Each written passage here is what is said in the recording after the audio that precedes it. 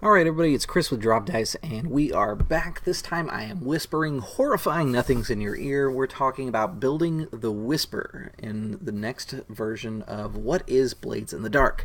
So let's just jump right into it now. I did mention last time about the cog on the sheet, and I totally missed it because I was doing this live and didn't really think about it to talk about it as I was going through. I really should have looked at the sheet before we did it. Not only can you add friends or contacts, you can also add abilities once you click on it. So the cool thing is if I was to play a character like who's a Whisper, but I want to dip into slide, I could actually just add the slide abilities whole cloth as well, and then delete the ones I don't want. So that's kind of cool because I like stuff that lets me be a little lazy. So let's go ahead and jump right in. It looks like to start off with a Whisper, I get 1 point in study, 2 in attune.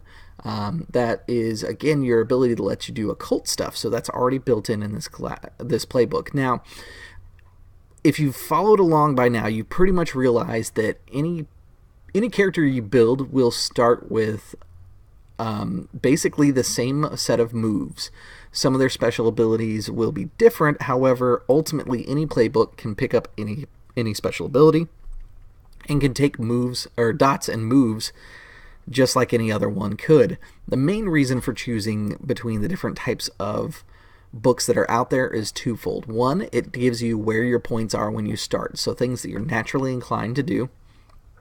And then it also gives you that XP trigger, which for the Whisper is going to be addressing a challenge with knowledge or arcane nature.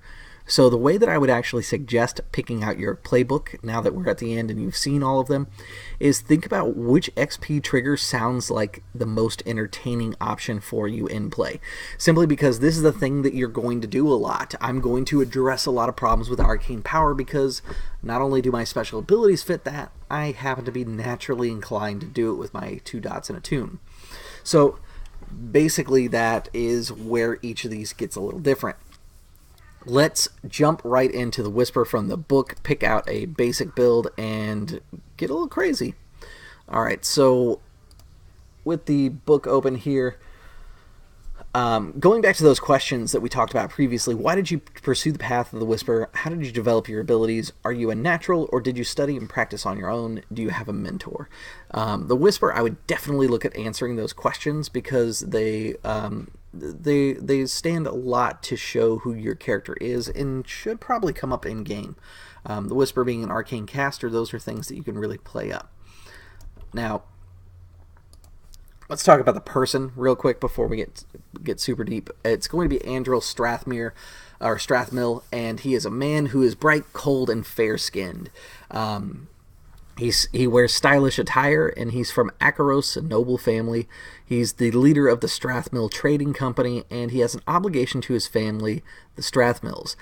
In particular, what gets him down the path of adventuring is I have this idea that his uncle, the actual proper L Lord Strathmill, has recently been killed, possibly by assassins, and he's joined the underworld seeking revenge, and he's going to use whatever means are necessary to him. But he wants to keep his labor background, the Strathmill Trading Company, separate from the gang. So he's going to try and do things that are still for the gang but won't hurt the trading company. So if the gang decides that they want to be smugglers, Andril Strathmill is probably out because smugglers affect his personal business. However, if the gang wanted to be, let's say, assassins or shadows, something like that, bravos, that could all work to his advantage, even possibly doing some things to benefit the Strathmill Trading Company. Which goes back to that, how does an obligation put the group at a risk? For that struggling with an issue with vice or trauma during session, Andril could basically line up the group to take a dangerous mission that really doesn't benefit the group, or maybe has a hidden agenda that will ultimately be of more benefit to his personal company, the Strathmill Trading Company, to the gang. And I would give experience for that, especially if he pushed it and really sold it. I would probably give him 2 for that because I think that fits the obligation background. Being gone during a mission or the start of a mission because he's tending to a family member who's sick, having an enemy basically capture one of your family members and use that against you, the old superhero trope. that would all gain experience via the obligation. We've kind of talked about pretty much every vice out there, and by now, if you're a GM, you kind of have a good idea of how you can use these vices in-game. And if you're a player, you also have a good idea of how you can use these vices, because it's a two-way street when it comes to finding a way for obligations to work, both in the game fiction and to gain new experience. So jumping into the Whisper, again, 1 point in study, 2 points in attune. The starting builds, we have the Summoner, the Cultist, the Channeler, and the Dark Scholar. Looking at the list here, I'm not sure what really stands out to me, so what I'm going to do is the options are Compel, Occultist, Tempest, and Ritual. Those are the special abilities that go with each 4 in order. I'm going to instead take a look at my strange friends and rivals, and then we'll take a look at some of these special abilities. So one of the things that I wanted to point out is we have Nyrix, a Possessor Ghost, over here, but if you remember right, Lizette has... nope, not Lizette. It is... I believe Cross? Or no, Ashlyn. Once we open up Ashlyn, Ashlyn has a rival named Nyrix, a prostitute. Now, if you are paying attention, we also have for Andros Strathmere, Nyrix, a Possessor Ghost. That is actually the same person. And the cool thing is Andros Strathmere would know Nyrix as the ghost, whereas Ashlyn Ulfson would know Nyrix as the prostitute. And you can get a really cool reveal in your game by showing that Nyrix the prostitute is more than what you expected, or perhaps maybe even the other way around, that Nyrix the Possessor Ghost is actually inhabiting the body of a prostitute. And that could definitely come up inside your game and be something to explore. Satara is a demon that makes an appearance inside any game, and I would think that most any GM could probably change this out for any demon. If you didn't like Satara, you could probably make one using the demon generation charts and just replace the name Satara with something else that fits a little bit better for your group. In fact, if I was going to make a group of cultists and had a player who wanted to be a demon cultist, I would consider letting them change it from Satara to whatever demon they happen to be following. Next is Quellin the Witch, which gets a lot of play inside live play videos. We see Quellin a lot, possibly because it's an interesting idea that there's a witch in town that perhaps practices some of the old magic. And then Flint, a spirit trafficker. So I like the idea of a few of these. The one I skipped was Lord Skurlock the Vampire, and I think that one's going to be the one that makes the most sense. He's a noble, perhaps he has some connection with Skurlock. Skurlock has a weird relationship with Satara the demon, where sometimes they're friends, sometimes they're frenemies, and sometimes they're enemies, as John Harper put it. So I would say that that's probably my strange friend. Having Satara as a rival doesn't really fit if Skurlock is my friend, I think. Instead, I'm going to have Quellin be my rival, because I think it'd be more interesting to be the enemy of a witch than the friend of one. So let's take a look at some of these special abilities here. We have Compel, which allows you to attune to the ghost field and to force nearby ghosts to appear and obey a command. It's basically summoning a ghost to you and issuing commands like you would with a summon creature spell in another type of game. The other thing you can do is these little boxes here, you can drag them and then expand them out so you can fully read and you don't have to use the scrolls, which I like to do generally, so we're going to do that real quick. Next is called Ghost Mind, which is you're always aware of supernatural entities in your presence. Take +1 die when gathering information about the supernatural. Next is Iron Will. You're immune to the terror that some supernatural entities inflict on sight. Take +1 die roll with Resolve.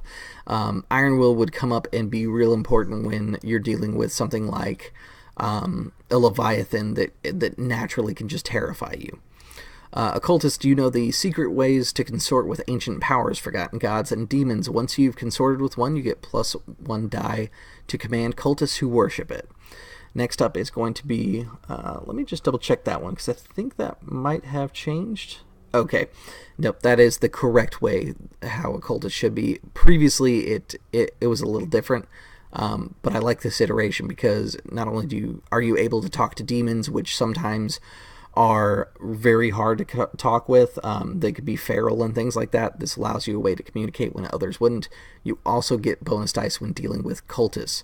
And I think of that as like basically telling a group of cultists that worship the snake demon, hey, I've met the snake demon, this is what he wants. Those cultists want to believe you, and that's probably where that +1 die comes from. Next is ritual. This is kind of the bread and butter of the Whisper, what makes the Whisper so good at what it does. You can study an occult ritual or create a new one to summon a supernatural effect or being. You know arcane methods to perform ritual sorcery, and you begin with one ritual already learned. If you watch the bloodletters, I believe the dog in there is actually a ritual to give that character rune a familiar, more or less. However, there are other rituals that you can do, and kind of like how we built the tools, you can do the exact same thing with rituals. You build them with the GM asks you a couple questions, you have a lot of back and forth with the GM to decide what the limits of that ritual is and what the cost of that ritual is. To see some good rituals in action, I would actually suggest watching the, let's see, not the Bloodletter, yes, the Bloodletters campaign, on John Harper's page, because Oscar is a Whisper who's heavy into rituals. In fact, I want to say at this point in the series, Oscar has done 3 different rituals that I can think of. So definitely worth looking into.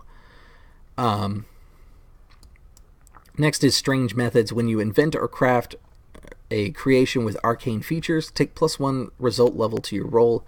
You may begin with one arcane design already known. And this goes back to that creating like a magic sword or something like that. Next up is Tempest. This is the push ability. You can push yourself to gain one of the following. You can unleash a stroke of lightning as a weapon, summon a storm to your immediate vicinity, torrential rain, roaring winds, heavy fog, chilling frost, snow, or etc.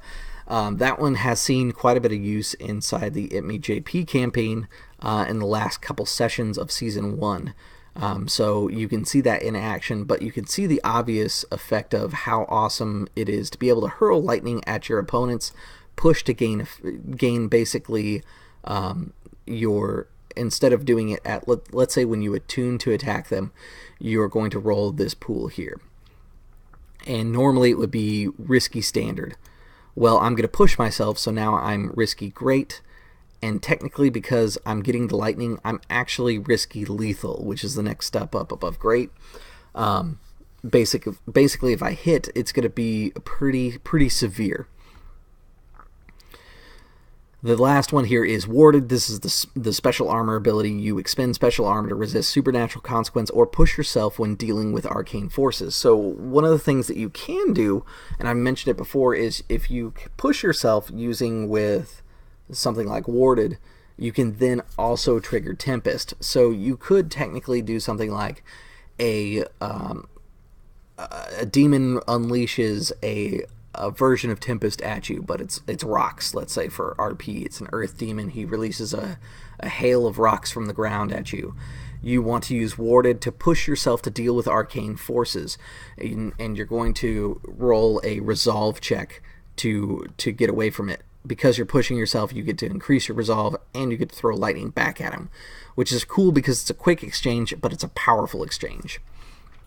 So for planning stuff, the occult is almost always going to be kind of your special thing. If you're doing an occult plan, your Whisper is probably behind that. You could probably do pretty much any of them depending on how you want to play. If you look at Oscar is very much a support kind of mage build, whereas if you look at Rune from the Bloodletters campaign, or not Bloodletters, the Last Word campaign on It Me JP, she's a little bit more of an assault type mage. She has stuff like Tempest that she uses as weapons. She has her dog, Myth, who is pretty much a weapon on its own, and definitely comes up pretty often as like a go-to way to deal with combat and things like that. So as far as what gangs a Whisper can benefit, All of them is the short answer. The cult is the most obvious. The only one that perhaps might be a little bit harder to work out, I would think, would probably be Bravos.